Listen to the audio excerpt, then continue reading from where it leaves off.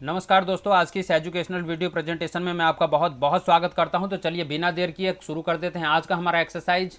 Today's topic narration direct and indirect review part 1। सबसे पहले हम जान लेते हैं कि नरेशन होती क्या है। इस शब्द का जन्म नरेट शब्द से होता है। नरेट शब्द का हिंदी में मतलब होता है कहना। तो कुल मिलाकर हम सरल शब्दों में कहें तो नरेशन का मतलब हो गया वक्ता के द्वारा कही गई बात को प्रस्तुत करने की कला। वक्ता के द्वारा कही गई बात को प्रस्तुत करने की कला, इसे इंग्लिश ग्रामर में नरेशन के नाम से जाना जाता है। चलिए जानते हैं कि नरेशन कितने प्रकार के होते हैं। आपकी जानकारी के लिए हम बता दें, नरेशन दो प्रकार के हुआ करते हैं। एक जिसे डायरेक्ट स्पीच के नाम से जाना जाता है और दूसरा जिसे इनडायरेक्ट स्पीच के नाम से जाना जाता है। अगर किसी व्यक्ति ने किसी बात को कहा है और उसकी बात को उन्हीं शब्दों के साथ में लिख दिया गया है या कह दिया जाता है तो उसे डायरेक्ट स्पीच के नाम से जाना जाता है। जैसे आप देखेंगे, Ravi said me he will go to college tomorrow. यहाँ रवि ने यानी वक्ता ने जिन बात को बोला है, जिस बात को कहा है, उसे सेम टू सेम उन्हीं शब्दों के साथ लिख दिया गया है, इन्वर्टेड कोमा लगाकर लिख दिया गया है। तो इससे हमें पता चलता है कि ये डायरेक्ट स्पीच है, क्योंकि वक्ता ने जिन शब्दों का इस्तेमाल किया था उन्हीं शब्दों को सेम टू सेम लिख दिया गया है। जबकि इनडायरेक्ट स्पीच में क्या होता है, इनडायरेक्ट स्पीच में वक्ता के द्वारा कही गई बात को कोई और व्यक्ति अपनी भाषा में प्रस्तुत कर देता है, उसे इनडायरेक्ट स्पीच कहा जाता है। यहां पर शब्दों में तो परिवर्तन आ जाता है परंतु भाव या सारांश नहीं बदलता है। भाव या सारांश वही रहता है जो डायरेक्ट स्पीच में वक्ता ने कहा था। यहां पर इसका एक एग्जांपल देख लेंगे, my mother told me that I could speak English so fast. तो इस तरह से हम देखेंगे, क्योंकि यहाँ पर माताजी ने जो कुछ भी बोला है उन शब्दों को नहीं लिखा गया है परंतु कोई और व्यक्ति उनकी बात को प्रस्तुत कर रहा है, इसलिए इसे इनडायरेक्ट स्पीच कहा जाता है। तो आशा करता हूँ आपको ये स्क्रीन पर जो जानकारी दी गई है इस समझ में आ गई होगी। यदि कोई व्यक्ति बात को कहता है, कोई वक्ता बात को कहता है और उन्हीं शब्दों का इस्तेमाल करते हुए लिख दिया जाता है या कह दिया जाता है तो उसे डायरेक्ट स्पीच कहा जाता है। और जबकि उसके द्वारा कहे गए बात को, उसके द्वारा कही गई स्टेटमेंट को कोई और व्यक्ति अपने शब्दों का प्रयोग करते हुए प्रस्तुत कर देता है तो उसे इनडायरेक्ट स्पीच कहा जाता है। आगे बढ़ते हैं, टाइप्स ऑफ डायरेक्ट स्पीच समझ लेते हैं। जब हम डायरेक्ट स्पीच की बात करें तो आप सबसे नीचे इसका एक एग्जांपल देख सकते हैं, जैसे Ram said will you give me your pen. Ram said will you give me your pen. तो यहाँ पर क्योंकि एक डायरेक्ट स्पीच का एग्जांपल आपके सामने दिया गया है, हमने इस बात को समझना है कि इस डायरेक्ट स्पीच के अंदर होता क्या क्या है। पहली बात तो हमें देखना होता है कि एक है राम, राम को कहा जाएगा रिपोर्टर। दूसरी बात है सैड, सैड को कहा जाएगा रिपोर्टिंग वर्ब। जैसा कि ऊपर भी बताया गया, रिपोर्टिंग वर्ब, रिपोर्टिंग पार्ट में वक्ता बात को जिस फाइनाइट वर्ब से आरंभ करता है उसे रिपोर्टिंग वर्ब कहा जाएगा। इसको इन्वर्टेड कोमास के बाहर लिखा जाता है। तो आप समझ गए दो चीजें इस एग्जाम्पल से। पहली बात है राम जो है हमारा रिपोर्टर, और दूसरी बात है सैड जो कि है हमारा रिपोर्टिंग वर्ब, और तीसरी बात है रिपोर्टिंग स्पीच। तो जो कुछ भी रिपोर्ट किया गया है, जो भी जानकारी दी गई है, उसे रिपोर्टिंग स्पीच कहा जाता है, जिसे इन्वर्टेड कोमास के अंदर लिखा जाता है। जैसा इस वाक्य में आप देख रहे हैं, will you give me your pen, इसे रिपोर्टिंग स्पीच के नाम से जाना जाता है। तो कुल मिलाकर सरल शब्दों में कह दें तो जो डायरेक्ट स्पीच होती है उसके तीन हिस्से हुआ करते हैं। एक होता है रिपोर्टर, दूसरा होता है रिपोर्टिंग वर्ब, और तीसरा होता है रिपोर्टिंग स्पीच। तो आशा करता हूं ये जानकारी भी आपको समझ में आई होगी। अब हम आगे बढ़ते हैं। रिपोर्टिंग डायरेक्ट स्पीच के मुख्य बिंदु क्या क्या हुआ करते हैं उसको अभी हमने उसका एक एग्जांपल भी देखा। डायरेक्ट स्पीच में वक्ता के कथन को इन्वर्टेड कोमा के अंदर रखा जाता है, जैसा हमने एग्जांपल पे दिखाया। दूसरी बात, रिपोर्टिंग वर्ब के पश्चात कोमा का भी प्रयोग किया जाता है। तीसरी बात, इन्वर्टेड कोमा के अंदर के भाग का पहला अक्षर कैपिटल लेटर से लिखा जाता है। तो इन तीन चीजों का हमें ध्यान में रखना पड़ता है जब भी हम चाहते हैं कि ग्रामेटिकली हमारा वाक्य पूरी तरह से करेक्ट रहे। अब इनडायरेक्ट स्पीच में क्या क्या करते हैं उसके ऊपर थोड़ी सी चर्चा कर लेते हैं। इनडायरेक्ट स्पीच में इन्वर्टेड कोमास को हम हटा दिया करते हैं। डायरेक्ट में तो इन्वर्टेड कोमा लगे रहते हैं परंतु इनडायरेक्ट में इन्वर्टेड कोमा नहीं लगाया जाता है। दूसरी बात, जब हम इनडायरेक्ट स्पीच की बात करते हैं तो कोमा का भी प्रयोग नहीं किया जाता है। तीसरी बात, रिपोर्टिंग वर्ब का टेंस कभी नहीं बदला जाता है। चौथी बात, रिपोर्टिंग वर्ब को यानी जैसे से है, टेल है या सैड टू है, इसको रिपोर्टेड स्पीच के भाव के अनुसार जैसे टोल्ड, रिक्वेस्टेड, एडवाइज, ऑर्डर्ड आदि में बदल देते हैं। तो हम देखते हैं कि कुल मिलाकर रिपोर्टिंग स्पीच में भाव किस प्रकार का आया है। यदि वह कोई बात कही गई है तो शायद हम टोल्ड लगा देंगे, यदि कोई प्रार्थना की गई है तो हम रिक्वेस्ट लगा देंगे सेड टू के स्थान पर, या तो अगर कोई सलाह दी गई है तो हम एडवाइज लगा देते हैं, यदि वहां पर कोई आदेश दिया गया है तो हम ऑर्डर, इस प्रकार के शब्दों को लगाते हुए अपने वाक्य को डायरेक्ट से इनडायरेक्ट में कन्वर्ट कर देते हैं। और ये सारी की सारी चीजें सेड टू यानी रिपोर्टिंग वर्ब के स्थान पर लगाई जाती हैं। तो आशा करता हूं ये जानकारी भी आपको समझ में आई होगी। आगे बढ़ते हैं। असर्टिव सेंटेंसेस में क्या क्या होता है उसके संबंध में जो नियम है उनके बारे में हम थोड़ी जानकारी हासिल कर लेते हैं। यदि रिपोर्टिंग वर्ब प्रेजेंट अथवा फ्यूचर टेंस में हो, प्रेजेंट या फ्यूचर टेंस में हो, तो रिपोर्टिंग स्पीच के वर्ब के टेंस में कोई परिवर्तन नहीं किया जाता है। विद्यार्थियों को इसे पहचानने में बहुत दिक्कत आती है, तो उनकी सरलता के लिए मैं बता दूं कुछ एग्जांपल्स। जैसे आप देखेंगे अगर से लिखा है, SAY से first form of the verb है तो जनरली वह प्रेजेंट टेंस में होता है। दूसरी बात, यदि विल और शैल का प्रयोग किया गया है तो वो फ्यूचर टेंस में होता है। तीसरी बात, अगर हैज, हैव या हैज बीन, हैव बीन या इज, एम, आर या डू या डज, इस प्रकार की हेल्पिंग वर्ब्स, ऑक्सिलरी वर्ब्स का इस्तेमाल किया गया है, तब भी वह रिपोर्टिंग वर्ब आपकी प्रेजेंट टेंस में बोली जाएगी। तो ये सामान्य से कुछ जानकारियां हैं जिसके आधार पर हम प्रेजेंट टेंस में रिपोर्टिंग वर्ब की पहचान कर लिया करते हैं। और यहां पर हमें यह बात ध्यान रखनी है कि यदि रिपोर्टिंग वर्ब हमारी प्रेजेंट टेंस में है या फ्यूचर टेंस में है तो जो रिपोर्टिंग स्पीच है, जो इन्वर्टेड कोमा के अंदर लिखे हुए शब्द हैं, उनके टेंस में या उनकी वर्ब में किसी भी प्रकार का कोई परिवर्तन हमें नहीं करना होता। जिस टेंस में रिपोर्टिंग स्पीच लिखी हुई है डायरेक्ट सेंस में, उसे उसी टेंस में हमें इनडायरेक्ट में परिवर्तन करना पड़ता है। अगली जानकारी है से, सेज या सैड को इनडायरेक्ट स्पीच में टेल, टेल्स या टोल्ड में उस समय बदलते हैं जब इसके बाद ऑब्जेक्ट दे रखा हो। यदि से, सेज या सैड के बाद ऑब्जेक्ट ना हो तो उन्हें नहीं बदलते। इसे हम एक एग्जाम्पल के माध्यम से समझते हैं। देखिए आपके स्क्रीन पर एग्जाम्पल आ चुका है। डायरेक्ट स्पीच के एग्जाम्पल को देखिए। Ram says Shyam has gone to Agra. अब जब हमने इसे डायरेक्ट से इनडायरेक्ट में कन्वर्ट कर दिया तो क्या हो गया, Ram says that Shyam has gone to Agra. तो आप देखेंगे कि हमने Shyam has gone to Agra, इसमें किसी भी प्रकार का परिवर्तन नहीं किया। सेकेंड थिंग इज दैट केवल इन्वर्टेड को हटा के दैट लगा दिया गया है। और से को जो हमारी रिपोर्टिंग वर्ब है, से को जो हमारी रिपोर्टिंग वर्ब है उसको सेम टू सेम लिख दिया गया है। तो ऊपर यही जानकारी दी गई है आपको नोट में कि यदि से के बाद में कोई ऑब्जेक्ट नहीं दिया गया, जैसे इस वाक्य में कोई ऑब्जेक्ट नहीं दिया गया, तो इसमें कोई परिवर्तन हमें नहीं करना होता, इसे एज इट इज लिख दिया जाता है इनडायरेक्ट बनाते समय। अगली लाइन पर आते हैं।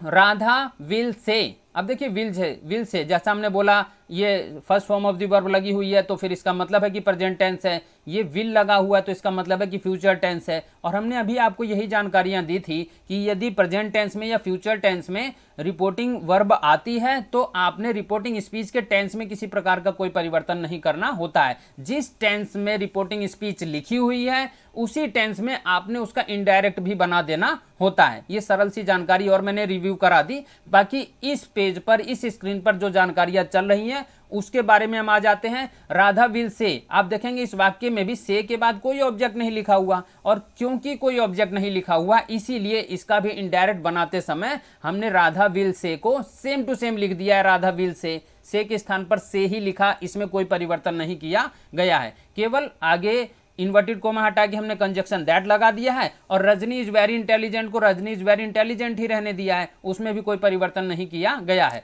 तो क्योंकि यहां पर से के बाद कोई ऑब्जेक्ट नहीं दे रखा इसीलिए इसे सेम टू सेम यहां पर भी लिख दिया गया है जैसे पहले वाक्य में हमने कर दिया था। तीसरे वाक्य की तरफ हम आते हैं। He has said to me. He has said to me. अब देखिए ये भी पहचान होती है। आप देखेंगे हैज का इस्तेमाल हुआ है, हैज प्रेजेंट टेंस में इस्तेमाल किया जाता है। हैज भी और हैव भी दोनों ही प्रेजेंट परफेक्ट टेंस में एज ए ऑक्सिलरी वर्ब इस्तेमाल किए जाते हैं। तो इससे पता चलता है कि हमारा जो रिपोर्टिंग वर्ब है वो प्रेजेंट टेंस में है। अब हम आ जाते हैं अपने आज के टॉपिक पे ऊपर, जो हमारा टॉपिक चल रहा है कि सैड टू के बाद यहाँ पर देखिए ऑब्जेक्ट दिया गया है, और ऑब्जेक्ट का मतलब है मी। सैड टू के बाद ऑब्जेक्ट दिया गया है। यहाँ पर रिपोर्टिंग वर्ब का सब्जेक्ट तो हो गया ही, परंतु रिपोर्टिंग वर्ब सैड टू का ऑब्जेक्ट हो गया मी। अब क्योंकि यहाँ पर मी दिया गया है यानी ऑब्जेक्ट दिया गया है, तो नियम यही कहता है कि यदि ऑब्जेक्ट दिया गया है तो से को टेल में बदलना होता है, सेज को टेल्स में बदलना होता है, और सैड को टोल्ड में बदल देना होता है। तो देखिए सैड लिखा है, हमने इसको किस में परिवर्तित कर दिया है, टोल्ड में परिवर्तित कर दिया गया है। तो इस तरह से he has told me that Manohar will join the camp, तो इस प्रकार से हमारा इनडायरेक्ट बन गया। तो कुल मिलाकर स्क्रीन पर यही जानकारी आपको ध्यान में रखनी है और बार बार इसे रट लेना है कि भाई अगर प्रेजेंट से, सेज या सैड इनडायरेक्ट स्पीच में दे रखे हैं और उनमें कोई ऑब्जेक्ट नहीं दे रखा है, तो उस स्थिति में इन शब्दों में किसी प्रकार का बदलाव नहीं करना है। यदि ऑब्जेक्ट दे रखा है तो उस स्थिति में हमें से को टेल में, सेज को टेल्स में और सैड को टोल्ड में परिवर्तित कर देना होता है। आगे आते हैं हम, यदि रिपोर्टिंग वर्ब पास्ट टेंस में हो, यदि रिपोर्टिंग वर्ब पास्ट टेंस में हो, जनरली होता है पास्ट टेंस में, आप समझते हैं वाज या वर हेल्पिंग वर्ब होती है, हैड हेल्पिंग वर्ब होती है, या second form of the verb लगी रहती है। ये सामान्य पहचान है पास्ट टेंस की। तो हम बता दें यदि रिपोर्टिंग वर्ब हमारी पास्ट टेंस में हो यानी सैड टू लिखा गया है, तो रिपोर्टेड स्पीच के टेंस में परिवर्तन होता है, तब हमें परिवर्तन करने पड़ते हैं। टेंस संबंधी नियम के कुछ अपवाद भी होते हैं। नीचे लिखी दशाओं में रिपोर्टिंग वर्ब पास्ट टेंस में होते हुए भी रिपोर्टिंग स्पीच के टेंस नहीं बदले जाते हैं। अब कुछ ऐसी परिस्थितियां होती हैं जिसमें हमें परिवर्तन नहीं करने पड़ते। हम पहले आपको बता देते हैं, पिछली जो एक्सरसाइज में हमने बताया कि यदि भाई आपकी रिपोर्टिंग जो स्पीच है वो पास्ट टेंस में दे रखी है, रिपोर्टिंग वर्ब आपकी पास्ट टेंस में दे रखी है, तो उस स्थिति में आपको टेंस संबंधी बदलाव करने पड़ते हैं। जैसे आप प्रेजेंट इंडेफिनेट को पास्ट इंडेफिनेट में, प्रेजेंट कंटिन्यूअस को पास्ट कंटिन्यूअस में, प्रेजेंट परफेक्ट को पास्ट परफेक्ट में, प्रेजेंट परफेक्ट कंटिन्यूअस को पास्ट परफेक्ट कंटिन्यूअस में, पास्ट इंडेफिनेट को पास्ट परफेक्ट में, पास्ट कंटिन्यूअस को पास्ट परफेक्ट कंटिन्यूअस में, या फ्यूचर में इस्तेमाल की जाने वाली विल और शैल को वुड में, कैन को कुड में, मे को माइट में परिवर्तित कर देते हैं। तो ये जो सारे नियम चलते हैं वो तभी लागू होते हैं जब हमारी रिपोर्टिंग वर्ब पास्ट टेंस में दे रखी है। यदि पास्ट टेंस में रिपोर्टिंग वर्ब नहीं दे रखी है, वो प्रेजेंट टेंस में या फ्यूचर टेंस में दे रखी है, तो उस स्थिति में रिपोर्टिंग स्पीच के टेंस में कोई बदलाव हमें नहीं करना पड़ता है। अब यहां पर जो चीजें आई कि ठीक है वो पास्ट टेंस में दे रखी है, तो उस हिसाब से तो हमें बदलाव करना पड़ेगा, लेकिन नियम ये कहते हैं यदि नीचे बताई जाने वाली कुछ बातें आती हैं, नीचे बताई जाने वाली जिसे हम बताने जा रहे हैं वो कुछ बातें आती हैं वाक्य में, तो उस स्थिति में टेंस में बदलाव नहीं किया जाता। बेशक हमारी रिपोर्टिंग वर्ब जो है वो पास्ट टेंस में दे रखी है, तब भी हमें कोई बदलाव नहीं करना होता है। तो देखिए जब हमने पहले पॉइंट पे हम आ गए हैं, जब कोई सदा सत्य रहने वाली बात जिसे इंग्लिश में यूनिवर्सल ट्रूथ कही जाए, अगर ये वाक्य में आया है तब भी टेंस में कोई बदलाव नहीं किया जाता, जैसा इस वाक्य में आप देख सकते हैं। Teacher said the earth moves round the sun. तो आप देखेंगे सूर्य के चारों तरफ पृथ्वी घूमती है, ये तो पहले से भी घूमती थी, अभी भी घूम रही है और हमेशा ही घूमती रहेगी। तो आप देखेंगे कि ये एक सदा सत्य रहने वाली बात है, इसे यूनिवर्सल ट्रूथ कहा जाता है। तो जब हमने इसे डायरेक्ट से इनडायरेक्ट बना दिया तो आप देखेंगे इसमें किसी प्रकार का हमने परिवर्तन नहीं किया है टेंस संबंधी। जिस टेंस में ये बात यहाँ डायरेक्ट में लिखी गई है उसी टेंस में हमने इसे इनडायरेक्ट में भी बना दिया है, केवल इन्वर्टेड कोमा हटाकर दैट लगा दिया गया है। आप देखें teacher said the earth moves round the sun, और इनडायरेक्ट में हमने लिख दिया teacher said that the earth moves round the sun. और दूसरे वाक्य में आप देखें he said the sun rises in the east, सूर्य पूरब से निकलता है। तो आप देखें ये भी एक यूनिवर्सल ट्रूथ है, ये भी सदा सत्य रहने वाली बात है, इसमें भी कोई परिवर्तन नहीं होता। तो इस प्रकार की जो चीजें आती हैं, आप इस वाक्य को भी जब हमने डायरेक्ट से इनडायरेक्ट में परिवर्तित कर दिया तो इसे भी सेम टू सेम लिख दिया गया, इसमें कोई परिवर्तन हमने नहीं किया। He said that the sun rises in the east, तो सेम टू सेम लिखा, उसमें कोई परिवर्तन टेंस संबंधी, कोई वर्ब संबंधी कोई बदलाव रिपोर्टिंग स्पीच में हमने नहीं किया है। तो इस स्क्रीन पर जो जानकारी दी गई है उसे आप गांठ बांध लीजिए याद कर लीजिए, रट लीजिए कि जब कभी भी सदा सत्य रहने वाली कोई बात, यूनिवर्सल ट्रूथ आपकी रिपोर्टिंग स्पीच में दी गई है तो हमें टेंस में किसी भी प्रकार का कोई बदलाव नहीं करना पड़ता, बेशक उसकी रिपोर्टिंग वर्ब पास्ट टेंस में दी गई हो। जैसे यहां पर आप देखेंगे sad, sad second form of the verb लिखी है दोनों ही वाक्यों में, इसका मतलब है कि ये पास्ट टेंस में है, तो ये एक अपवाद होता है। अब हम आगे बढ़ते हैं, आशा करता हूं कि ये जानकारी आपको समझ में आई होगी।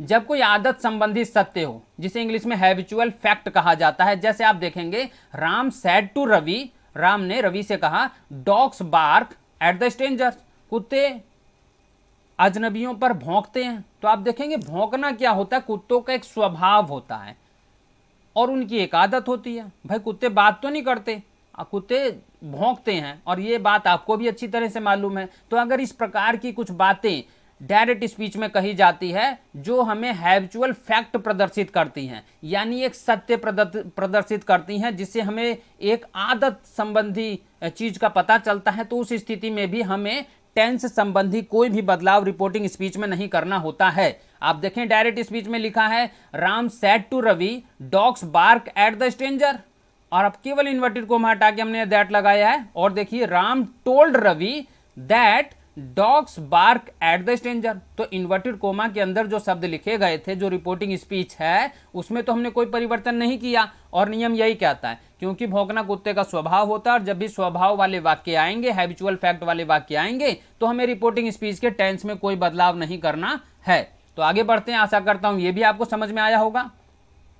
जब कोई कहावत, कहावत आप समझते हैं, जैसे आपने सुना होगा थोथा चना बाजे घना, तो इस प्रकार की जो कहावतें आती हैं जिसे इंग्लिश में प्रोवर्ब कहा जाता है, जब कभी भी ये वाक्य में आती हैं तब भी हमें डायरेक्ट से इनडायरेक्ट बनाते समय किसी प्रकार का कोई परिवर्तन नहीं करना पड़ता है। अब देखिए यहां पर एक हमने उसका एग्जाम्पल ले लिया, जैसे Ramesh sad honesty is the best policy, ईमानदारी अच्छी नीति है। अब ये कहावत है, अब जब क्योंकि ये एक प्रोवर्ब है, एक कहावत है, जब ये वाक्य में आए तब भी बेशक आपकी रिपोर्टिंग वर्ब पास्ट टेंस में दी गई है, लेकिन आपने इनडायरेक्ट बनाते समय तब भी अपनी रिपोर्टिंग स्पीच के टेंस में कोई बदलाव नहीं करना होता है। आप देखिए रमेश सैड लिखा है, रमेश सैड हमने लिख दिया, केवल इन्वर्टेड कोमा हटाकर हमने इनडायरेक्ट में दैट लगा दिया है। Honesty is the best policy, इसे सेम टू सेम लिख दिया है, जैसा वो डायरेक्ट में लिखा है सेम टू सेम उन्हीं शब्दों को हमने इनडायरेक्ट स्पीच में भी लिख दिया है। Honesty is the best policy, इसमें कोई परिवर्तन नहीं किया गया है। तो आशा करता हूं ये जानकारी आपको समझ में आई होगी कि भाई अगर प्रोवर्ब दे रखा है, कोई कहावत दे रखी है, कहावतें आपने कई सारी सुनी होंगी हैं, उन कलेजा ठंडा करना है, थोथा चना बाजे घना, तो ऊंट के मुंह में जीरा, इस प्रकार की जो प्रोवर्ब हुआ करती है, अगर ये वाक्य में आती है तब भी हमें इनडायरेक्ट बनाते समय किसी भी प्रकार का कोई बदलाव रिपोर्टिंग स्पीच के टेंस में नहीं करना होता है। आगे बढ़ते हैं। जब किसी ऐतिहासिक घटना, ऐतिहासिक घटना आप समझते हैं हिस्ट्री वाला कोई फैक्ट है, उसका जिक्र किया गया हो, जैसे आप देखिए डायरेक्ट स्पीच में हमने वाक्य लिया है the history teacher sad Kapil is called the Napoleon of India. अब नेपोलियन ऑफ इंडिया क्या है, ये एक हिस्टोरिकल फैक्ट है, और क्योंकि ये एक ऐतिहासिक घटना है तो उस स्थिति में भी हमने कोई परिवर्तन नहीं करना होता है। आप देखें the history teacher said that Kapil is called the Napoleon of India. The history teacher said that Kapil is called the Napoleon of India. और यहां पर आप डायरेक्ट में देखें Kapil is called the Napoleon of India, तो सीधी सी बात है जैसा डायरेक्ट में लिखा है सेम टू सेम इनडायरेक्ट में भी उसी रिपोर्टिंग स्पीच को उन्हीं शब्दों के साथ उसी टेंस के साथ लिख दिया गया है, उसमें कोई भी परिवर्तन नहीं किया गया है। तो नियम यही कहता है कि जब कभी भी डायरेक्ट स्पीच में कोई ऐसा फैक्ट आता है, कोई ऐतिहासिक घटना का जिक्र होता है, तो उसे इनडायरेक्ट बनाते समय रिपोर्टिंग स्पीच के टेंस में कोई बदलाव नहीं करना होता है। इस बात को भी आप बिल्कुल याद कर लीजिए। आगे बढ़ते हैं। यहां पर एक चार्ट दिया गया है, क्योंकि हमारी जो आगे की प्रेजेंटेशन होती है उसके अंदर हम इस चार्ट से संबंधित नियमों को आगे बढ़ाने वाले हैं, तो उसे हम पहले ही आपको समझा देते हैं, क्योंकि जो विद्यार्थी होते हैं जिनको नहीं मालूम है, जिनको मालूम है उनको थोड़ा सा रिवाइज हो जाएगा, और जिनको नहीं मालूम है उनके लिए थोड़ी सी जानकारी हो जाएगी। तो सबसे पहले हम बता दें पर्सन क्या होते हैं।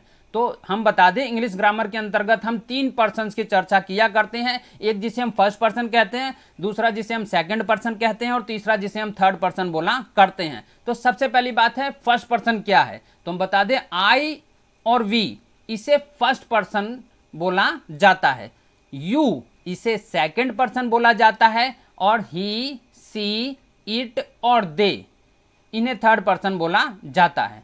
तो आप समझ गए। अगर कोई आपसे ये प्रश्न पूछे जी फर्स्ट पर्सन क्या है, आपने आई और वी बता देना है, सेकंड पर्सन क्या है, आपने यू बता देना है, और थर्ड पर्सन क्या है, आपने ही, सी, इट, दे किसी का नाम, सिंगुलर नाउन या प्लूरल नाउन, उन्हें भी थर्ड पर्सन की श्रेणी में रख दिया जाता है। तो आप समझ गए कि फर्स्ट पर्सन, सेकंड पर्सन और थर्ड पर्सन क्या होते हैं। अब इससे आगे हम काम की जानकारियां समझते हैं, जो कि होता है इनके ऑब्जेक्टिव फॉर्म और इनके पॉसेसिव फॉर्म क्या होते हैं। तो आप देखेंगे अगर आई जो है वो सब्जेक्टिव फॉर्म है तो मी इसका ऑब्जेक्टिव फॉर्म है। इसी प्रकार से वी अगर सब्जेक्टिव फॉर्म है तो अस इसका ऑब्जेक्टिव फॉर्म है। और इसी प्रकार से यू का यू, ही का हिम, सी का हर, इट का इट और दे का देम, ये सारे के सारे ऑब्जेक्टिव फॉर्म में लिखे गए रूप होते हैं। ये सब्जेक्टिव फॉर्म नहीं है, ये ऑब्जेक्टिव फॉर्म होता है। अब हम आते हैं इनके पॉसेसिव फॉर्म के ऊपर। माई, माइन आई के पॉसेसिव फॉर्म है। इसी प्रकार से आवर और आवर्स वी के पॉसेसिव फॉर्म्स हुआ करते हैं। इसी प्रकार से यू के पॉसेसिव फॉर्म है योर और योवर्स, ही के लिए हिज, सी के लिए हर या हर्स, इट के लिए इट्स और दे के लिए देयर या देयर्स। इस प्रकार के पॉसेसिव फॉर्म्स का हम इस्तेमाल किया करते हैं। तो कुल मिलाकर यहाँ पर इस चार्ट के ऊपर, इस स्क्रीन के ऊपर जो जानकारियाँ आपको दी गई हैं बहुत ही कॉमन है, बहुत ही सरल है। आपको नॉर्मली पता होना चाहिए कि जी फर्स्ट पर्सन क्या है, सेकंड पर्सन क्या है, थर्ड पर्सन क्या है, इनके ऑब्जेक्टिव फॉर्म्स क्या हुआ करते हैं और इनके पॉसेसिव फॉर्म्स क्या हुआ करते हैं। क्योंकि आगे की जो इस डायरेक्ट और इनडायरेक्ट यानी नरेशन वाली जो एक्सरसाइजेस हमारी चल रही हैं उसमें बहुत जरूरी है कि हमें इन चीज़ों के बारे में जानकारी हो।